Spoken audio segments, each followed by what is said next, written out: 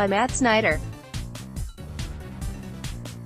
For those who just need a roundup, we've got your back. Saturday's scores: Yankees 4, Rays 1, box score, Tigers 7, White Sox 5, box score, Astros 10, Royals 2, box score, Pirates 6, Reds 2, box score, Athletics 6, Angels 4, box score, Rangers 5, Rockies 2, box score, Marlins 5, Orioles 4. Box score, Blue Jays 2, Nationals 0, box score, Twins 9, Indians 3, box score, Phillies 4, Brewers 1, box score, Braves 1, Padres 0, box score, Cubs 6, Cardinals 3, box score, Mariners 1, Red Sox 0, box score, Dodgers 3, Giants 1, box score, Mets 5, Diamondbacks 1, box score, M's win by 1 run. Again, stop me if you've heard this one before, but the Mariners won a game by 1 run. Some updated numbers after their 1-0 win over the Red Sox on Saturday night in Seattle. The Mariners won 1-0, increasing their 1-run win total to 23, 7 more than any other team. Seattle has already won 4-1 games this season after winning just 3 such games over the previous 5 seasons. Obviously, that kind of success tends not to be sustainable or at least repeatable. That said, the M's could play .500 ball the rest of the way and still get to 90 wins. Over on our standings page, you'll find that Sportsline now projects the Mariners for 95 wins, rounded off, and gives them a 90.1% chance of making the playoffs. You'll recall that the M's have the longest current playoff drought in MLB. Anyhow, on Saturday, retread starter Wade LeBlanc was the story, as he twirled 7 2/3 shutout innings against one of the best defenses in baseball. Give a listen to his hero's exit in the 8th. LeBlanc is a 33-year-old journeyman who doesn't crack 90 miles per hour and who's on his 7th MLB organization, not counting a stint in Japan. He was cut loose by the Yankees back in spring training barely 2 months after they signed him. Well, after Saturday's ace effort, he now boasts a 2.63 ERA and 3.71 KBB ratio after 61 2/3 innings. Suffice it to say, the LeBlanc renaissance has been vital to the Mariners' success thus far. After a lot of injuries and strife mixed with some middling preseason expectations, the Mariners right now are on pace for 105 wins.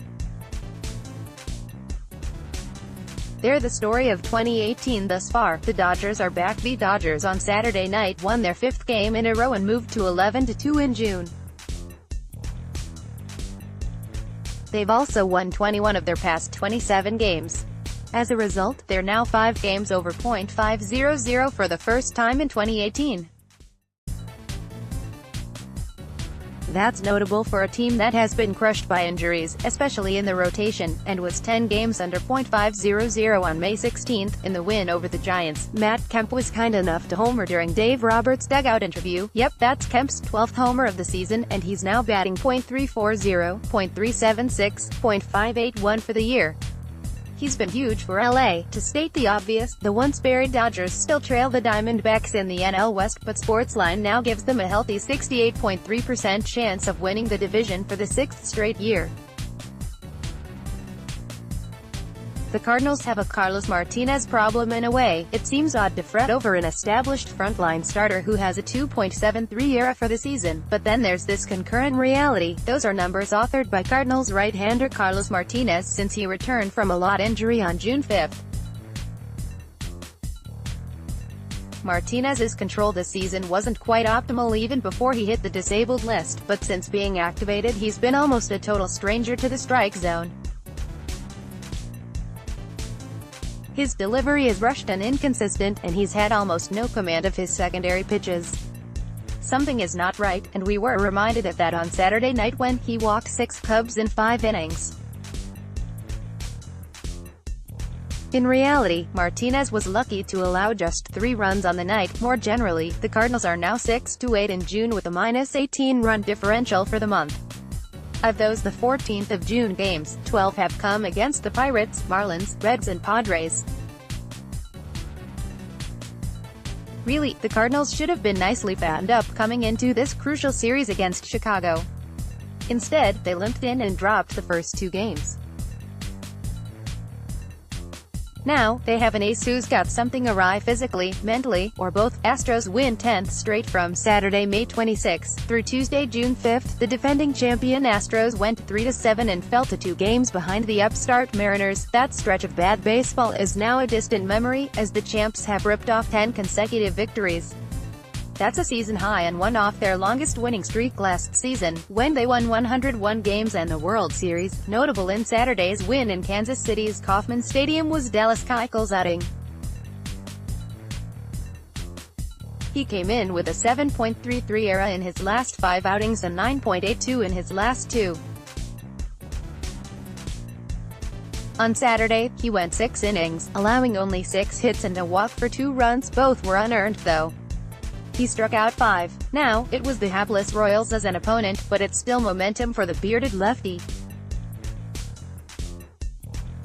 Harper's struggles continue in Toronto. Marco Estrada and 3 Blue Jays relievers combined for a 3-hit shutout of the Nationals. In that sense, no one in a Washington uniform was really hitting on this day. For Bryce Harper, it's a continuation of his recent struggles. Harper hit for power in May but ran a sub-.300 OBP for the month. Moreover, Harper had a line of .179, .289, .256 for the month of June, coming into Saturday's game with 18 strikeouts against just 4 walks. Then against the Jays he went 0 for 4 with 2 strikeouts.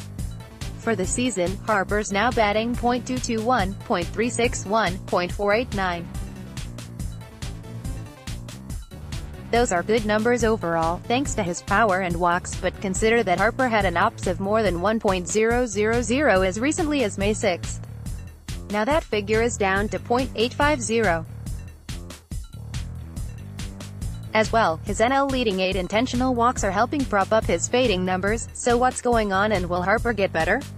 Read more here. Rosario continues to own Tribe. The Twins moved to 6-2 on the year against first-place Cleveland, and that has much to do with the efforts of Eddie Rosario. Eddie Rosario is hitting .471, 16 for 34, with 6 homers, 2 doubles, 11 RBIs, 14 runs and 5 walks in 8 games against the Indians this year. Brett Bollinger, at Brett Bollinger, June 16, 2018. In Saturday's tilt, Rosario went 4 for 4 with a stolen base, a walk, a double, and his 16th homer of the season.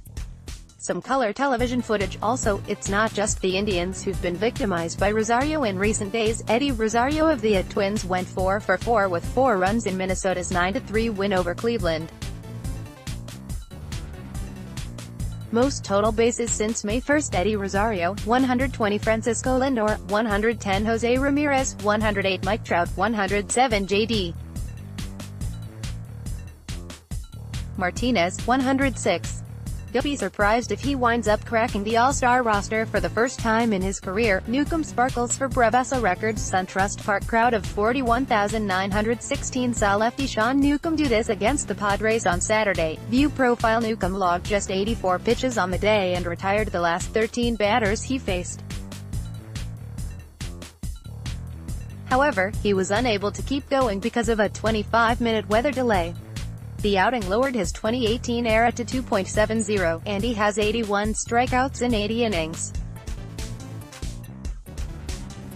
Getting such a gem from Newcomb was especially welcome given that the Braves on Saturday placed Mike Foltynewicz on the DL with a tricep strain. On offense, Charlie Culberson accounted for the lone run with his 5th-inning homer. This outcome in tandem with the Nationals' loss means that the Braves now have a 2.5-game lead in the NL East. The Orioles are bad. Let's let this Rockabaka tweet sum up the state of the O's. Losing streak at 9 games, longest since July 2011.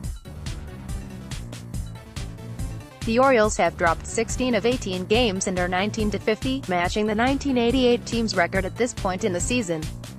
Last 11 home games have ended in defeat, tying the club record set in 2007. Rockabako, at Masnarach, June 16, 2018. Yep, it's June 16, and the Orioles are already at 50 losses. In related matters, the Sportsline projection model presently tabs the Orioles for a 54-108 record.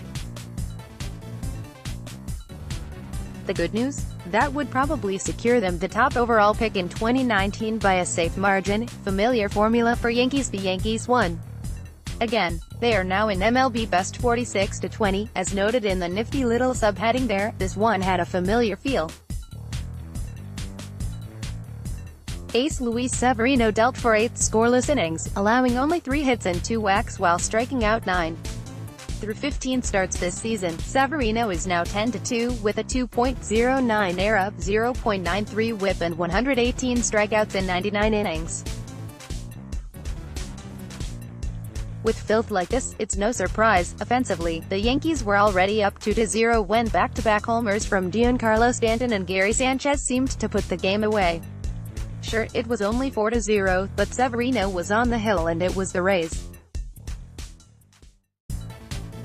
Quick hits. Giants 3B Evan Longoria said on Saturday that the broken left hand he suffered on Thursday will require surgery.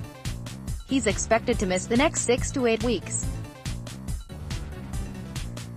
The Angels have reinstated shortstop Andrelton Simmons from the disabled list. The Giants have reinstated first baseman Brandon Bell from the disabled list. The Braves reinstated starter Julio Teheran from the disabled list and placed fellow rotation member Mike Foltynewicz on the DL, retroactive to June 13 with right triceps tightness.